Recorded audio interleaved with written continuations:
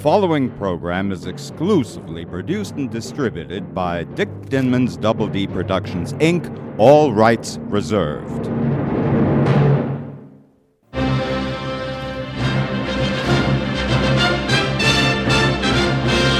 Hi, Golden Age film fanatics, and welcome to DVD Classics Corner on the Air. My name is Dick Dinman, and our goal is to become your exclusive guide to the very best of the Golden Age classics coming out on DVD. We'll have reviews, breaking news of upcoming releases, plenty of surprise guests, and a special feature devoted to the great Golden Age film composers, which we call Cinemusic. So let's turn on the marquee and lights, camera, action. It's time for Dick's Picks, in which I get to shine the spotlight on one of my Dick's Picks of the week.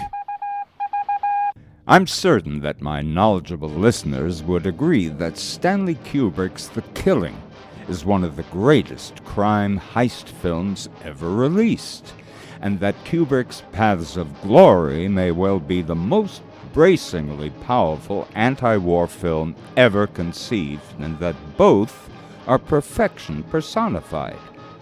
But our friends at Kino Lorber'S Home Entertainment have found a way to improve on perfection by releasing both The Killing and Paths of Glory in the visual and oral wonder of the 4K format. Take it from me, Double D, that these two Kubrick masterworks have never, ever looked and sounded as spectacular as they do here in 4K splendor.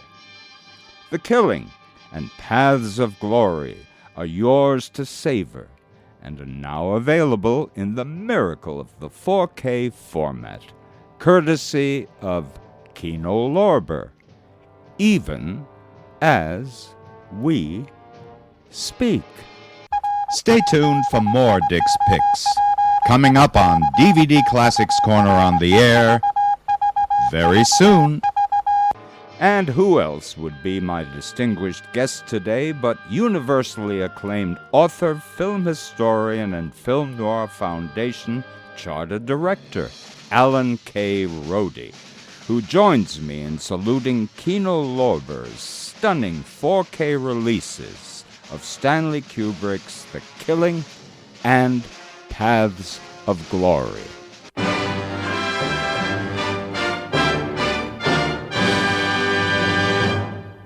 Alan K. Rode, welcome back to your second home at DVD Classics Corner on the Air on a really, really special occasion, the 4K release of The Killing, Stanley Kubrick's The Killing, and Stanley Kubrick's Paths of Glory, courtesy of Kino Lorber'S Home Entertainment, and we have a lot to talk about.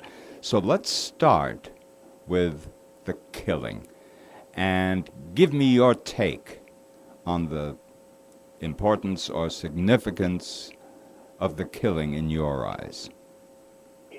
Well, Dick, it's glad to be back at my audio vacation home here on your show, and I appreciate you having me back on again. The Killing is really the apocryphal caper film.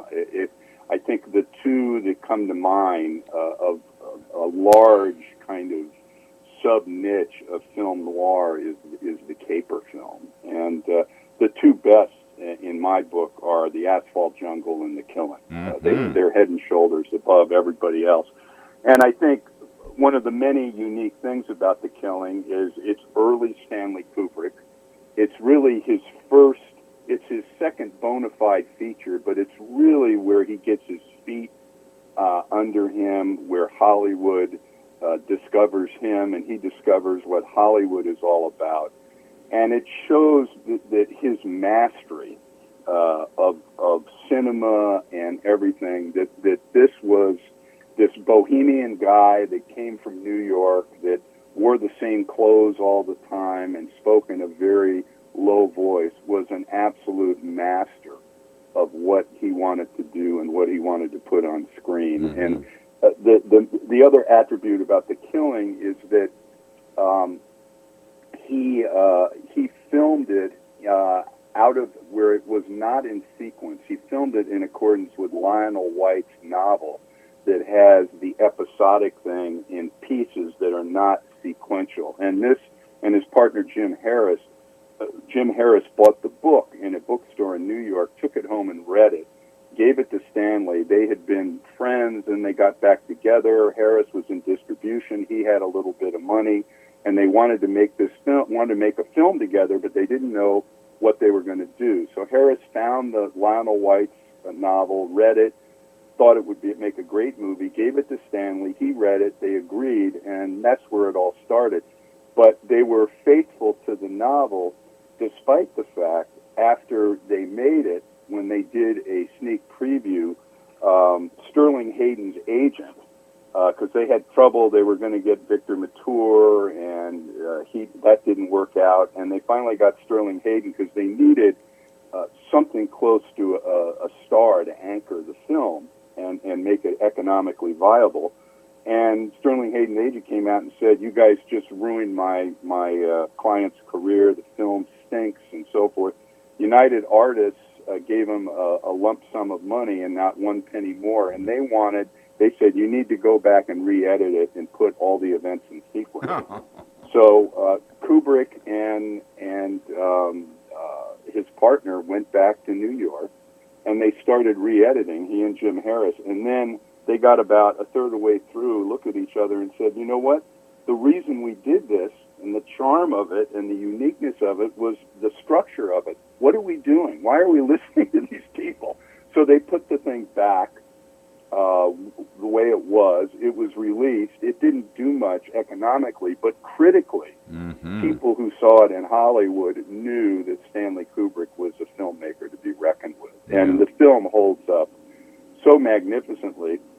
The other thing I think is unique is that Stanley Kubrick, even at that age, was, and I mentioned this in my commentary, he was a cinema savant. He had seen every movie. And this was before the days of cable or anything. I mean, you had to go watch film on a screen, and he had already gone through the Museum of Modern Art's Foreign Film Library twice. He had seen everything. So the wonderful cast of all the character actors. The cast of this film is so extraordinary. I am going to repeat the names attached to this amazing cast. Sterling Hayden, Colleen Gray, Vince Edwards, J.C. Flippin, Marie Windsor, Ted Corsier, Joe Sawyer, Timothy Carey, Tito Volo, Joe Turkel, Jay Adler, Dorothy Adams, and the most brutalized actor of all time, Elijah Cook Jr. And Joe Sawyer. And Joe Sawyer.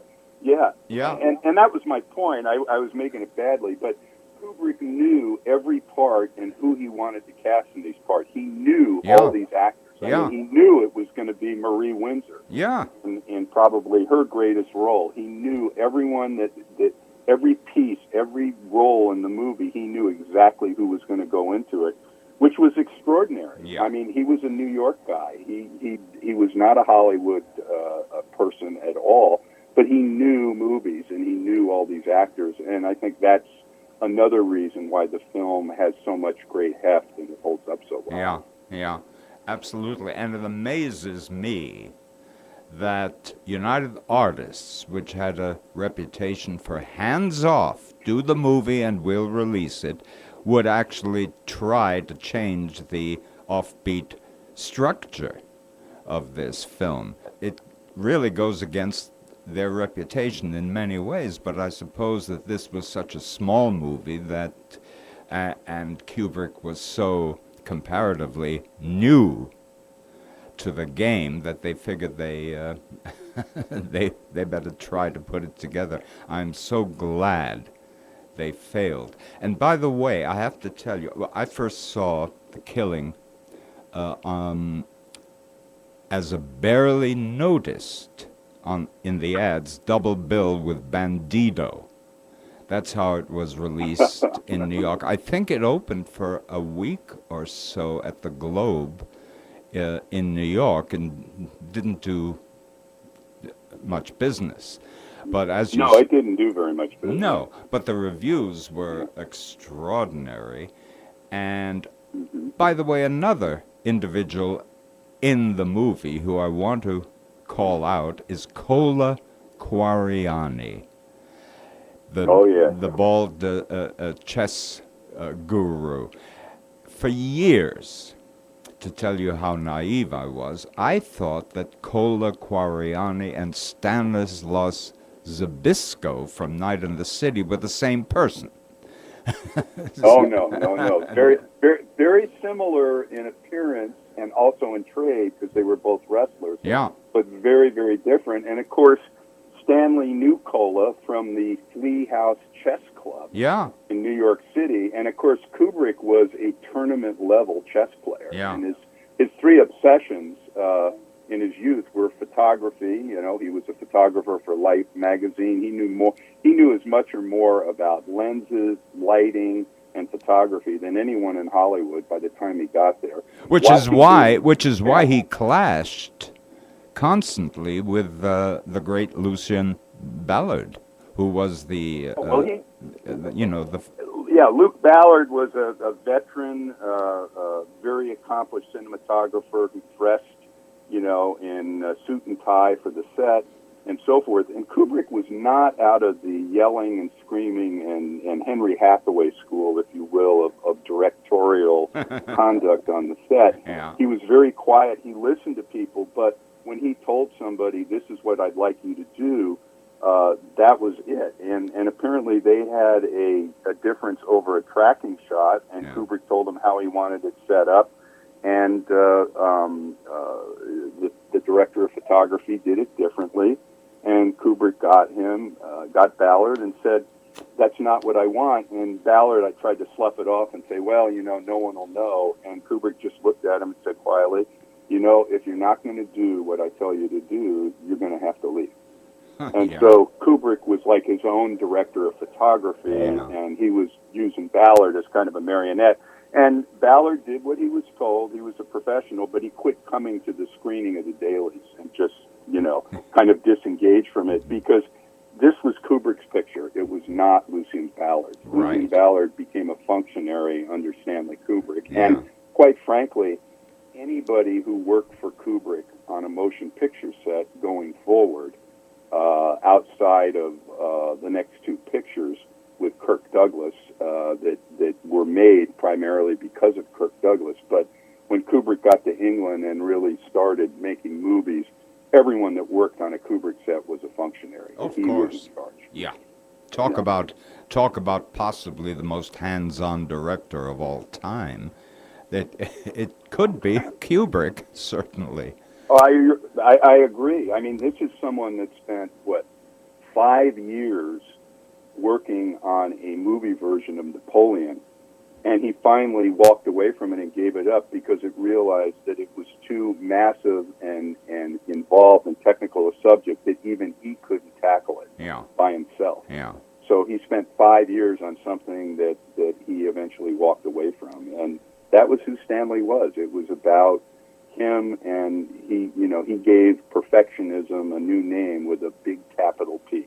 The other thing about the killing, as far as I'm concerned, this is where Sterling Hayden really got his feet on the ground. I mean, this is a magnificent performance. And he's wonderful in The Asphalt Jungle, which was, let's face it, his first real break.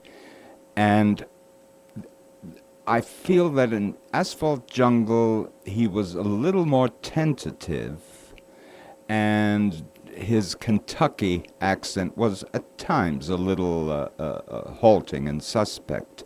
But for me, the killing, and Hayden had done God knows how many movies in between.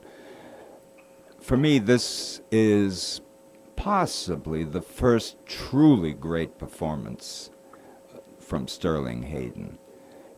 I mean, he was improving in every picture, and wow. I think. Yeah, I think that. I think that you're certainly onto something. Although I thought the Asphalt Jungle. Philippe Garnier did an interview with Hayden that I think is on a disc somewhere. And this was when Hayden lived up in the Bay Area. And Hayden told him, he said, I had been in these movies in the 40s, and then he went off to war and so forth, came back. And he said, I didn't know what the hell I was doing. He said, so Hayden was a professional sailor. Yeah. That was how he got into movies. He got his picture in a magazine for some sailing event that he was in, and someone at the studio saw it, and it went on from there. But he said, here it is, I'm working with professional actors, and I don't know what the hell I'm doing, and it was humiliating for him. Yeah. He said, a director told me to move down stage once, and I didn't know what he was talking about or where to go. He said, until I worked with John Huston. So, after working with John Huston, he had, a whole number of films, probably about 10, 15 films, Johnny Guitar and The Star with Betty Davis. Crime Wave. Crime Wave and Naked. So I think he was much more of a finished product when he did The Killing. And his line readings are so good. Particularly when he's there talking about, shooting the horse, and he says, as far as I know, the only thing they can charge you with is shooting horses out of season or whatever.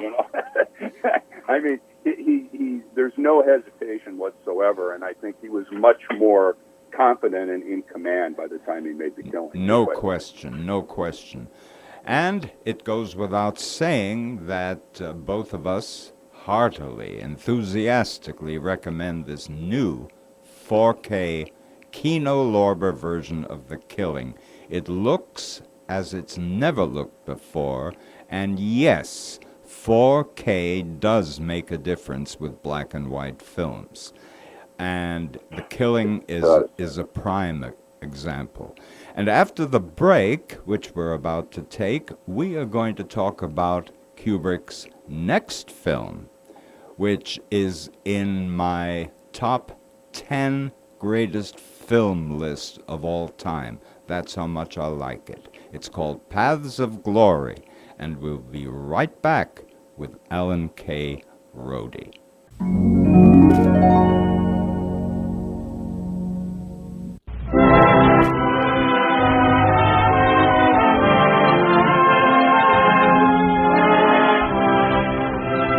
We pause now for station identification. DVD Classics Corner on the Air is exclusively produced and released by Dick Dinman's Double D Productions, Inc. All rights reserved.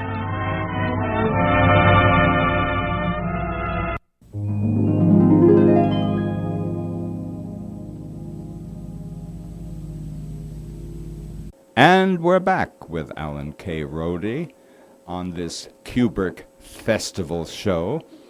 And we are going to talk now about Paths of Glory, which, as I've said, is in my 10 best list of the greatest films ever made. But, Alan, give me your feelings about Paths of Glory. I think it's one of the greatest anti-war films ever made. Adapted from Humphrey Cobb's novel set during World War I, and starring Kirk Douglas as Colonel Dax, who refuses to continue a suicidal attack and then has to defend his men against these trumped-up charges of cowardice in a court-martial. The film was made possible by Kirk Douglas. He wanted to make this film, and he brought, his own star heft and money to Kubrick and Jim Harris Kubrick. This is one of the great films. Mm-hmm. It's one of the great films, and it really crystallizes the injustice, the inanity of war, and what happens. And the supporting performances are just perfect. Adolphe Menjou Oh my is God! just so good in this and so nauseating. George McCready is probably the most loathsome performance in his career. He's And wonderful. that's going some. And that's going some. I mean, he's just, McCready is the Brigadier General Paul Moreau who orders his own troops to be shelled because they're not showing sufficient elan. And then the inanity of having men draw lots to find out who will be tried for cowardice and shot. And I think for me, the one that just made me flop back in my seat the first time I saw this movie is the scene with Adolphe Menjou lauding the execution of the three men after the fact, and he says, "These executions are a perfect tonic for morale." Menjou play. Wait a minute, Menjou plays it with such merriment. He is so. Oh yeah, it shows you how absolutely sociopathic and dysfunctional these generals. Characters were in this movie, and even the character roles, Wayne Morris as the cowardly lieutenant, Richard Anderson. In fact, I knew Dick Anderson well, and he said, "Thank God for Stanley Kubrick. He got me out of playing Spencer Tracy's son-in-law for the 50th time." That film is the first time I realized that Richard Anderson was a good actor. I never realized that ever at his MGM days, and I was knocked for a loop by his brilliant, sardonic performance. I didn't know that was there, but I'll tell you what I think is the most remarkable casting, because I spent 12 years as a casting director, and this is something I would never have thought of. Wayne Morris, who was down to doing second leads in 5-day westerns. You look at the Wayne Morris films all the way from Kid Galahad on, there's nothing to suggest he could have played this. I am constantly amazed by the brilliance of that casting, and I don't know how Kubrick ever thought of him. I think he just saw something. He saw something in Wayne Morris and cast him against type, and he comes through for him. Everybody comes through. Bert Freed is the sergeant. Yeah, takes him to be executed. Emil Meyer is the priest. Yeah, and even Timothy Carey as the private who drove Kubrick up the wall, and in fact was fired by Jim Harris before the movie ended. And in fact, some of the scenes where the men are waiting in that barn or that building, you see a shot of Timothy Carey against a wall from a back shot praying. That was actually a double they had to find. Yeah. Carey was faked a kidnapping and went out on a bender and just created a whole lot of havoc and finally got sent home. But that was who Timothy Carey was. Well, I've got a Timothy Carey story. When I was in the film buying department at Mann Theaters, and I was in charge of all of booking films for Hollywood, Beverly Hills, and Westwood, I got a call, and a voice that I recognized instantly was Timothy Carey.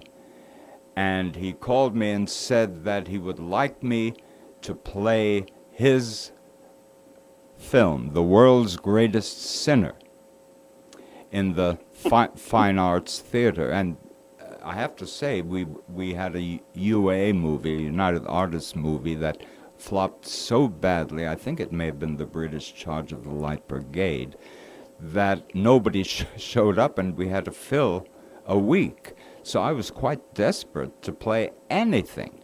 So I said, Mhm. Timothy, send me a 35 millimeter print of the film, and I'll screen it, maybe with a few of anyone else in my department who's interested. So I'm 15 minutes into the screening of this film, and I can't believe what I'm seeing or hearing. And my boss, my favorite boss, Dan Polier, walks in and says, "What are you watching?" And I said, "Oh, it's, Timothy Carey's picture of World's Greatest Sin." And he sits down for 5 minutes and he says, "Stop wasting your time. We're not going to play it." And I said, "Well, I don't blame you, but the thing is, Timothy Carey would be willing to pay the house nut for the theater, literally to be, to pay all of the expenses for the theater, in addition to the... That changes things. Yeah. And I said, and we need to fill it with something. We got nothing to play. And Dan Polier said, under no circumstances, even if you're desperate, will this film ever play in a Man Theater. And I agreed with him, and that was that. But for weeks and months, I would receive pleading calls from poor Timothy. It was quite an experience. Did you ever meet Timothy Carey? Do you have any Timothy Carey stories? No, I don't have any stories. I do know that he eventually, I think, got the film screened, and I think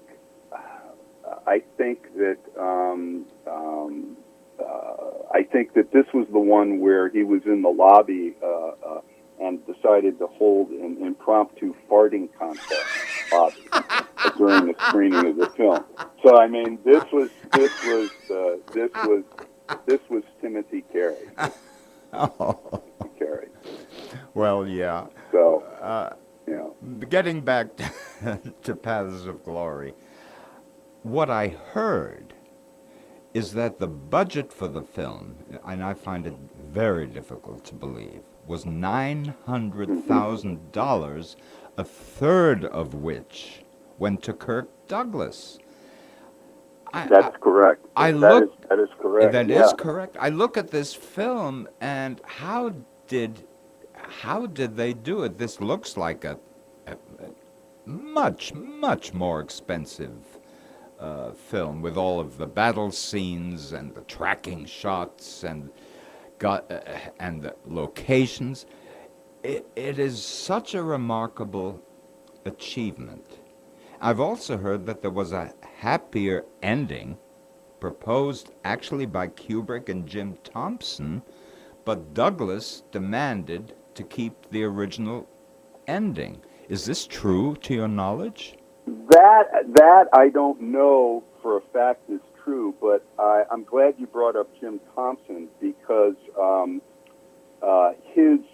when Jim Thompson got his credit on additional dialogue for The Killing, he really got upset, because it was really his words in The Killing, and he thought that he was going to get a screenplay by Stanley Kubrick and Jim Thompson, and that didn't happen. And Thompson and his family nursed that grudge for a long time. Although, in fairness to Kubrick never promised him that, and it was giving Thompson a lot of work. He respected Thompson a lot, and he did give Thompson a credit on Paths of Glory.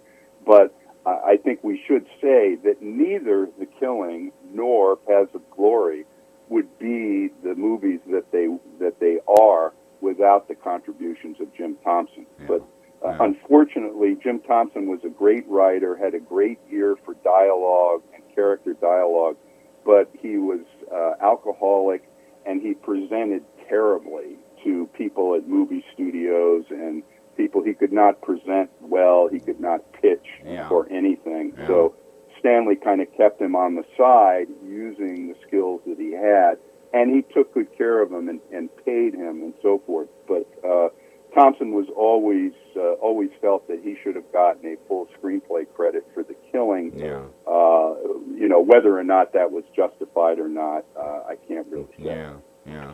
Well, the bottom line is both Alan and myself heartily recommend the 4K renditions of The Killing and Paths of Glory, two brilliant Stanley Kubrick movies. And I'm just thrilled by how great they look in 4K, so they're heartily recommended. And before we go, I want to pay great tribute to two of your wonderful commentaries on The Strange Love of Martha Ivers and The Turning Point, both of which are also being released by Kino Lorber. Wonderful, wonderful commentaries, Alan. You've never been better. Well, thank you, Dick. I appreciate that. I do put a lot of work into these commentaries, and no one who does this work is sitting at a yacht off of Bermuda drinking Mai Tai, and there are no residuals. So I really appreciate the fact that these commentaries play well, and people like yourself and other people enjoy them, and I certainly have fun doing them. Yeah. And particularly those two films, Martha Ivers, which has been a great favorite of mine for many, many years. In fact, I actually filmed Kirk Douglas 12, 13 years ago, doing an introduction to The Strange Love of Martha Ivers that I played at my festival in Palm Springs. Well, Alan, wait a minute, Alan. That on is my website. Wait a minute. I just saw it because it's featured on the imprint. Yes, it's on the imprint disc. It's featured on the Via Vision imprint disc, and it's also on that disc is a short, about a 10-minute feature about with me talking about the life and career of Barbara Stanley, and but it was fun spending a day or an afternoon with Kirk Douglas. Was a treasured experience, and even though he was 90 years old or so, he was still Spartacus. Oh yeah, he was still in charge, and I'll never forget. He said, "Where do you want me to sit?" And I said, "Well, Kirk, I thought you could sit behind your desk, and I'll have the camera over my right shoulder, so you're talking to me, but you're in the center of the frame, and I'm not in the shot." And he said, "That's pretty good. You've directed before." I said, No, I'm not a director. So then I asked him. I said, "Kirk, do you want me to ask you any questions?" And he said, "Nope." He said, "I know exactly what I want to say. They used to call me One Take Douglas. You be the judge." So I felt like Erich von Stroheim at the end of Sunset Boulevard, because everyone was looking at me, and Kirk looks down. So I said, "Speed, action." And so he popped his head up, and he talked for about 9 minutes or so about how he got the part, how he came to Hollywood, everything, and he ended on this perfect note. And that's why I'll always remember The Strange Love of Martha Ivers, my very first picture. And I said, "Cut, print." And he looked at me and grinned, and he goes, "What do you think? Pretty fucking good, aren't I?" That's Kirk Douglas.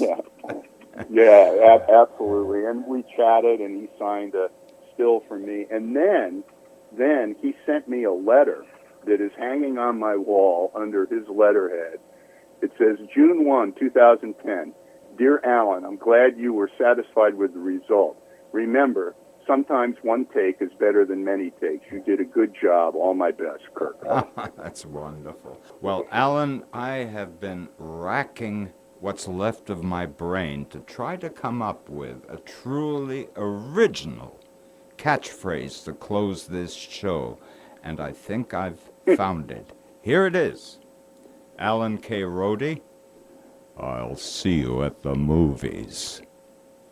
There you go. What do you think? I steal from the best. There you go. Well, I haven't trademarked it, so it's open season for that. Thank you, Dick. Always a pleasure, Alan, and I can't wait till the next time. Thank you so much for taking time out to do this show. Absolutely, Dick. Likewise. and see you at the movie.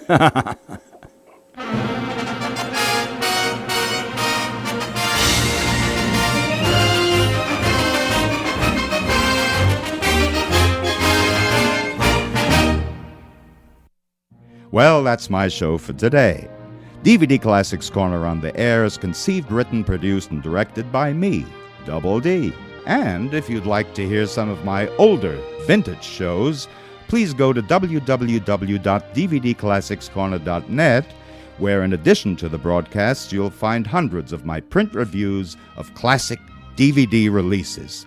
So, until next week, keep well, keep happy, and keep listening.